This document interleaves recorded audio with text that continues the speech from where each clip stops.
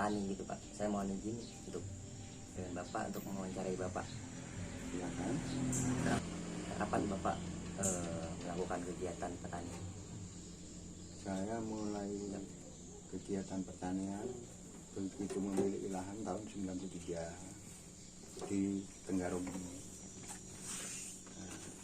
Dari tahun 93 sampai sekarang masih tetap eksis saya usaha tani.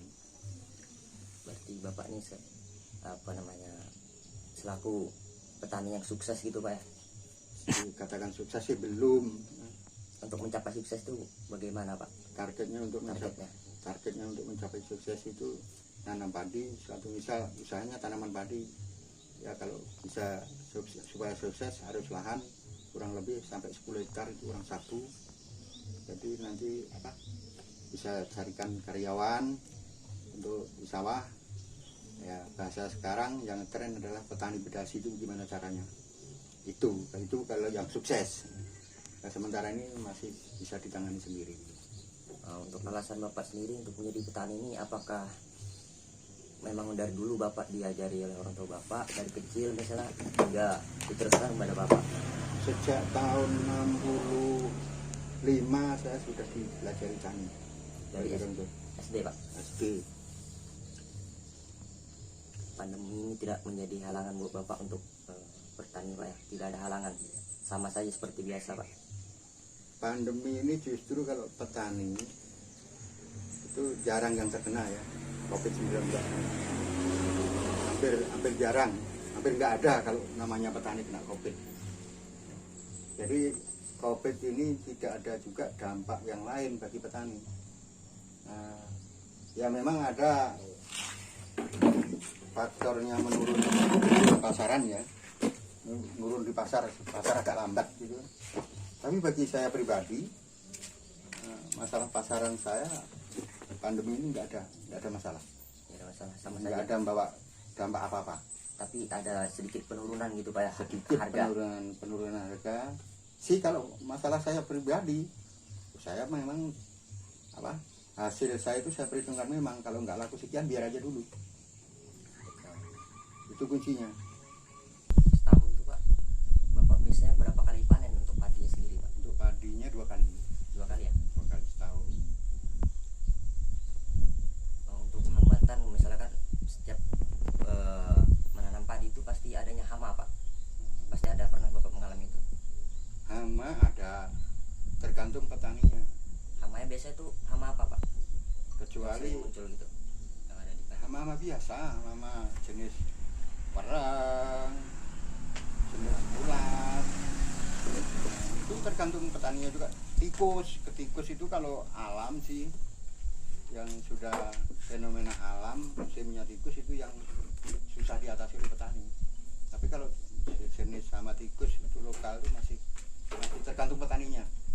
Lingkungannya asal bersih, kiri kanannya ya, kurang juga sih. Untuk mengatasinya itu Pak, apa Pak? Bagaimana cara mengatasinya itu?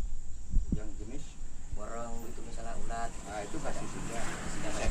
pestisida itu kalau nggak pakai itu juga nggak mampu ya. Kalau tikus di sistem keropyokan bisa. Untuk lahan Bapak ini berapa hektar Pak kira-kira? Kurang lebih 2 hektar. Itu untuk penanamannya dibantu oleh orang atau sama keluarga sendiri gitu Pak? Kalau saya nanam padi keluarga sendiri. Sendiri Pak, berapa kira-kira? Berapa orang kira-kira? Saya 3 orang nanam 3 orang, itu sehari selesai.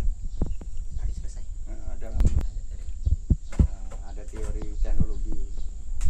Karena teknologi di sekolah nggak ada. Teknologi itu berkembangnya di petani, tingkat petani langsung. Alat-alatnya ada, nanti kalau kita mau nanam padi 1 hektar 1 hari selesai itu apa caranya? Ada itu belakang di gudang. Nah, caranya mulai dari awal itu mengolah lahan atau menguasai lahan dulu.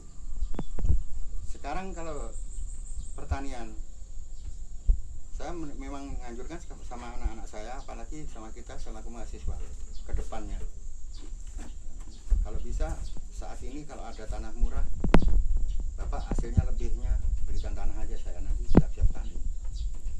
Masalahnya punya sawit 5 sampai 10 hektar, kita nanti seperti kamu bisa jadi tani berdasi, karyawan yang kerja sudah hitung dari kebun sawit untuk menjadi karyawan sudah cukup.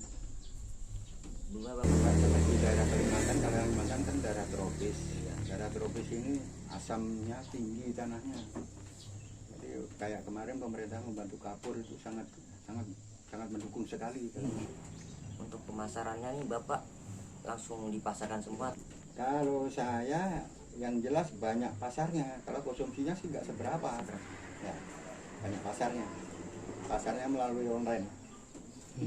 Online pak. Online. Oh Keren. bagus sih sekarang zaman pandemi ini kan Ya, serba online gitu, lebih mudah pemasarannya online kan. ya, kalau minta kirim, minta diantar, saya antar. Ya Di mana tempatnya? ada dampak positifnya lah gitu Ya. kan. Untuk cara melakukan perawatan padi itu pak, kesehariannya boleh diceritakan pak sedikit gitu secara singkat. Secara singkat. Ya. Cara perawatan padi yang utama adalah dalam jangka waktu interval 3 hari sampai 1 minggu sekali harus dikontrol tanaman. Interval waktu 3 sampai 7 hari harus kontrol keliling atau dimasuki di Wajib pak. wajib, karena nanti apa yang ada di bawah padi atau di lahan sawah itu, misalnya hama yang dari jauh nggak kelihatan, kalau nggak didekatin seperti ulat, warna segala macam kan, itu perawatannya terutama waktu, interval waktu kontrol. Untuk bapak selama penanaman padi ini apa pernah mengalami kegagalan gitu pak, gagal panen misalnya gitu? Saya sejak di Jawa tahun 65 dipelajari Bapak, tani itu nggak pernah gagal nanam padi kecuali ada serangan alam tikus. Berarti pernah gagal pak?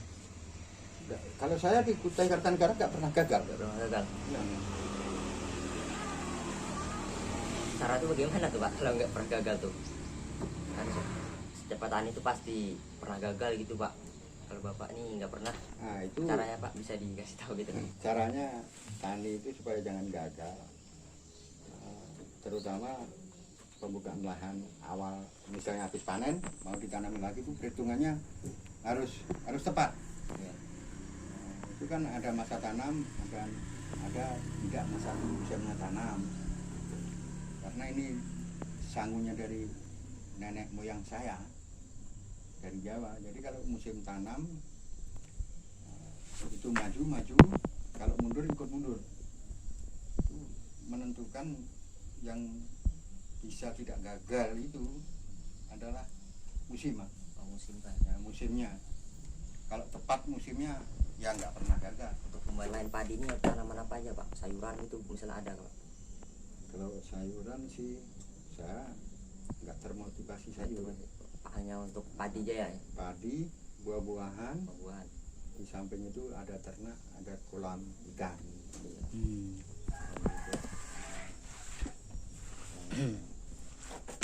Perikanan ini udah berapa lama pak? Perikanan saya ini mulai tahun 2005.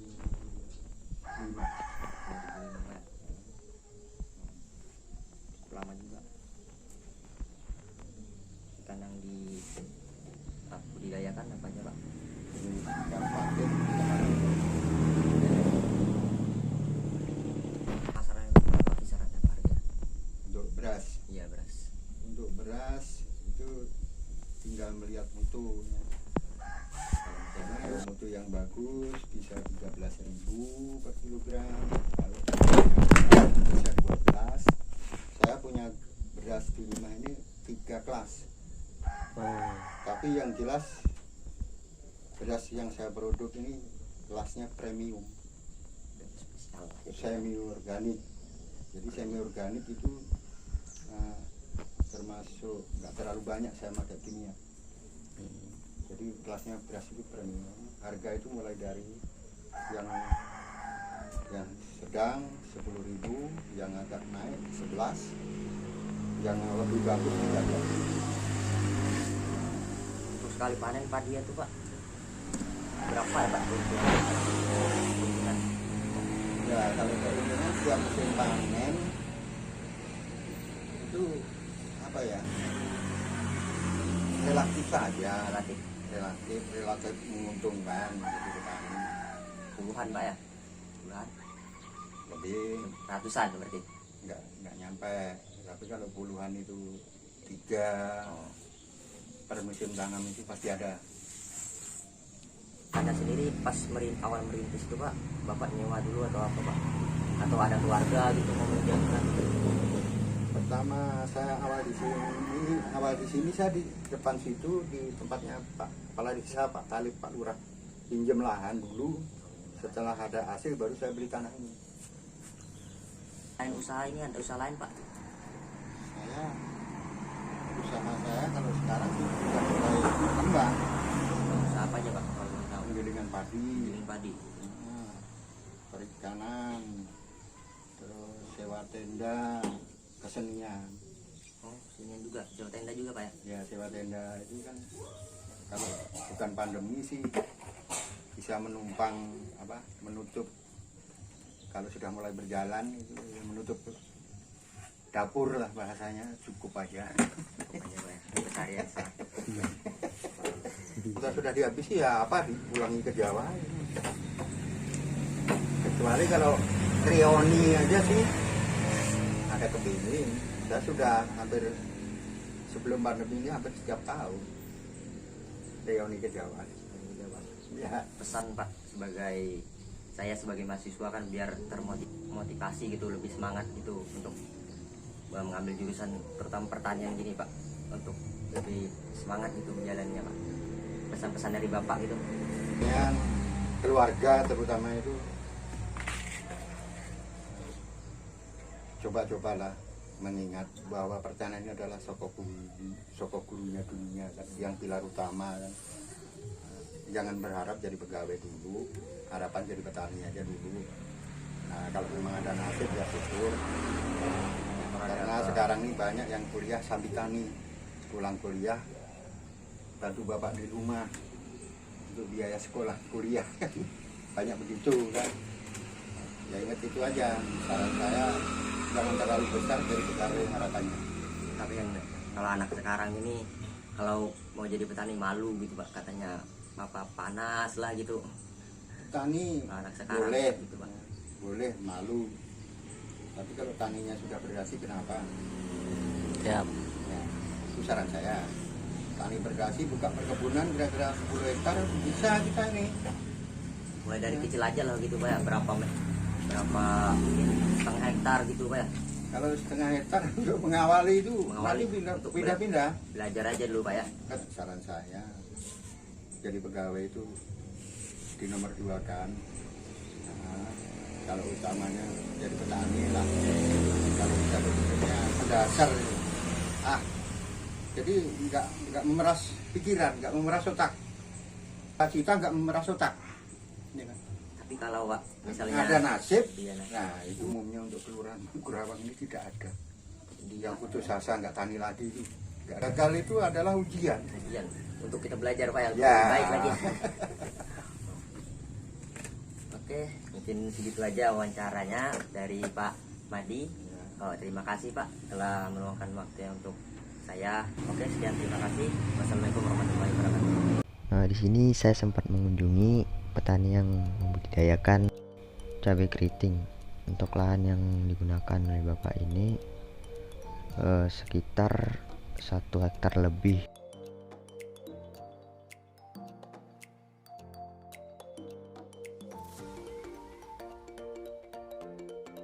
Dan di sini juga saya sempat mengunjungi tempat penggilingan padi dan juga sawah dari Pak Madi sendiri. Di sini bisa kita lihat bahwa seorang Pak Madi ini mempunyai wawasan ilmu yang cukup banyak ya. Mulai dari pemanenan, pengelolaan, budidayanya. Walaupun umur beliau juga cukup tua, yaitu 70 tahun, kita juga harus bisa bertani gini kan, mumpung masih muda, masa kalah sama Pak Madi yang lebih tua. Mungkin begitu aja untuk video wawancara kali ini. Kalau memang ada yang kurang mohon dimaafkan, kita sama-sama belajar di sini. di sini untuk memperbaiki apa yang kurang dari kita. Oke, assalamualaikum warahmatullahi wabarakatuh.